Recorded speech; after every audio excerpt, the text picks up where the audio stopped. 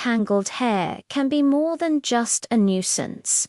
It can lead to breakage, split ends, and a lot of frustration. But what if I told you there's a right way and a wrong way to tackle those knots? Today, we're diving deep into the art of detangling, comparing the two most common scenarios, detangling on wet hair versus dry hair, and showing you exactly how to do it safely to keep your locks healthy and strong. Let's start with a familiar scene. You've just stepped out of the shower, your hair is soaking wet, and you reach for your brush. Stop right there. Wet hair is at its most fragile. The protein bonds that give your hair its strength are temporarily weakened by water, making it stretchy and much more prone to snapping. So, when you try to force a brush through wet, tangled hair, you're not just pulling out knots. You're often breaking the hair shaft itself. This leads to that dreaded frizz, split ends, and over time, significant thinning and damage. So, how do you handle wet hair? The key is preparation and the right tools. First, after washing, gently squeeze out excess water with your hands, and then use a microfiber towel or an old cotton t-shirt to blot your hair. Avoid vigorous rubbing with a regular terry cloth towel, as that friction just creates more tangles and frizz. Once your hair is damp, not sopping wet, it's time to apply a product with good slip.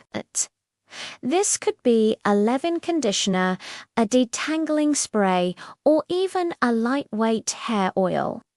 Apply it evenly, focusing on the mid-lengths and ends where knots are most common. Now for the star of the show, the wide tooth comb. Forget your fine-tooth combs or bristle brushes for this job. A wide tooth comb is designed to glide through hair with minimal resistance, gently separating strands instead of ripping through them. The golden rule of detangling is to always start from the bottom and work your way up. Hold a section of your hair firmly a few inches from the ends. Gently comb through the tips. Once the ends are tangle-free, move up a few inches and comb down, repeating this process until you reach the roots.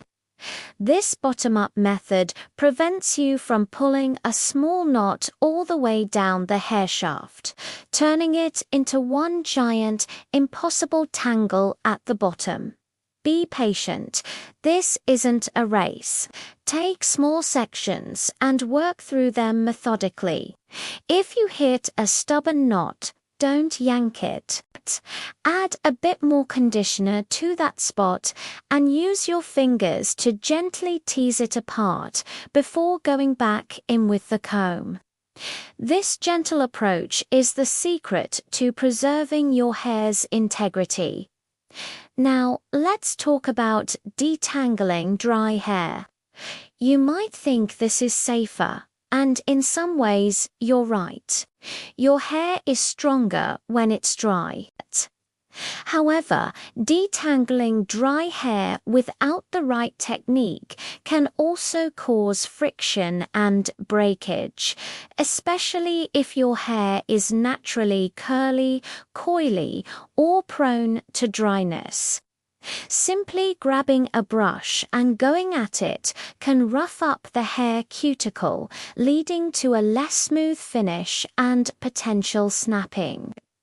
The approach for dry hair is similar, but with a few key differences.